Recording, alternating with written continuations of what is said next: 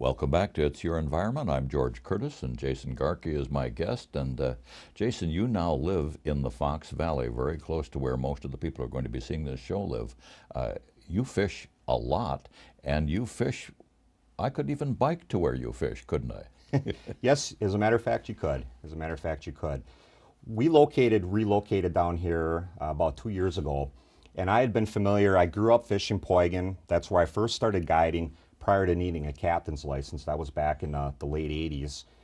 And I'm starting to get more familiar with the waters that are north, and that is Little Lake Butamore. That is the Fox River system from Little Lake Butamore all the way to De Pere and into the lower Green Bay. And the one thing that I am finding is, from a trophy fishery standpoint, there is nothing that compares in the state of Wisconsin. It's unbelievable. And for people who aren't familiar with it, we've got the Fox River, and that I know where it goes all the way over to Portage, and I've seen it in different segments coming through Omro and then running into Butamore. Tell us where the Wolf comes down. Well, the Wolf River actually starts up in Langley County and even a little bit above. It basically shoots out of Upper and Lower Post Lake and then kind of meanders its way down through Wapaka County and ultimately where it merges with the north side of Lake Poigan. And that's a unique fishery in itself too. It really had been managed as the northern parts of the river had been managed primarily for trout fishing. DNR crews are finding that it's not really working all that well. I remember one study that I seen a few years back when I worked for Bureau of Fisheries. They went back and did a survey that following fall, and they were a little surprised by what they seen. A lack of trout and an excess of like smallmouth bass, cool and warm water species of fish, northern pike included. And that's true way up in Langlade County. Yes, yes. I fished that so much as a kid, no wonder I wasn't catching trout. Fishing the wrong thing. Yeah, it's actually coming across as being a very good smallmouth bass fishery, and I'm kind of hoping they look at it and maybe start managing it as such. But now as we get down from Fremont and heading down toward Winneconne and Oshkosh, it's quite a fishery, and it's quite a fishery, first of all, for walleyes, and I know about the white bass. How good is it? It's very good, and it's getting close to starting up too. That it's that time of year. The walleye fishery has been great. Fish counts are up. The one thing that's been a little bit down over the last 2 or 3 years has been the white bass runs. Fremont originally was known as the white bass capital of the world, but the last 2 or 3 years the runs haven't been what they were, 10, 15 years ago. And fishery biologists are telling us that it's due to lack of water flow. The white bass have no reason to run up the river. This year, with the record snow that we've had up to this point, I'm quite sure we're going to see them white bass up there in May. Now take us into Lake Winnebago, and from Lake Winnebago out to Door County area. What do we have in terms of a fishery? Well, Lake Winnebago is known as a walleye and perch fishery, and again, numbers are up. In fact, one of the things that the Bureau of Fisheries is managing there are sandpike or sauger, and reports from other anglers that are starting to trickle back is that these fish are on the increase. There is a no keep law for them right now. You have to turn them all loose, but that fishery is starting to rebound quite nicely. And the river from Oshkosh to Green Bay is no longer as well kept secret as it was a couple of years ago, because people are just getting giant walleyes, even muskies, aren't they? Yes, they are. The muskie fishery right now is, people are focusing on lower Green Bay up to the De Pere Dam, but I got news for you. They're along the entire stretch. In fact, I've heard of some monster fish coming.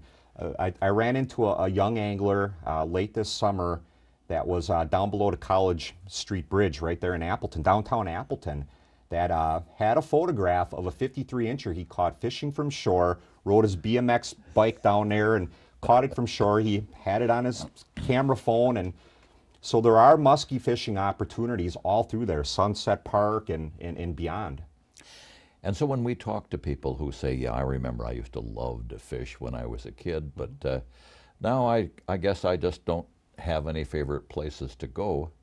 That's pretty foolish. We probably have as good a fishing right here within biking distance of Oshkosh, Neenah, Appleton as they had 50 years ago. Yes, I completely agree. Completely agree. What are some of the things that you do as a guide that people are paying you to take them to when you're out there in your boat?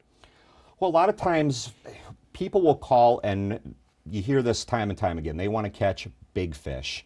And with anglers becoming more conservation oriented, they want to catch these fish, photograph these fish, and let them go. And I think the Fox River allows great opportunities for that. You know, the Fox River has gotten a kind of a tarnished reputation for producing fish that were not very clean because of all the pollutants that were put in. But, you know, people want to catch trophy fish, and we're going to spend more and more time on the Fox River. Well, now, I like to eat fish, and we might as well bring that right out front. There are other reasons to fish: the recreation, the family experience, the testing your skills. But these fish that you catch on the Fox River, should you eat them or should you put them all back? Well, some of the recent health advisories that I've read show that, for example, walleyes, you should have only one meal a month. And panfish don't really have a whole lot of restrictions on them that I've seen. Bluegills, perch is one meal a week. So you can eat these fish, and yes, I've done it, and they taste fine. They really do. And of course, you've touched on something that those of us who think of fishing as a kid think panfish. And I learned from Ron Brook, one of the fishers experts of this area. He worked for the DNR, and he's known as the sturgeon man for the entire world. His favorite fishing is catching bluegills on these very waters you're talking about.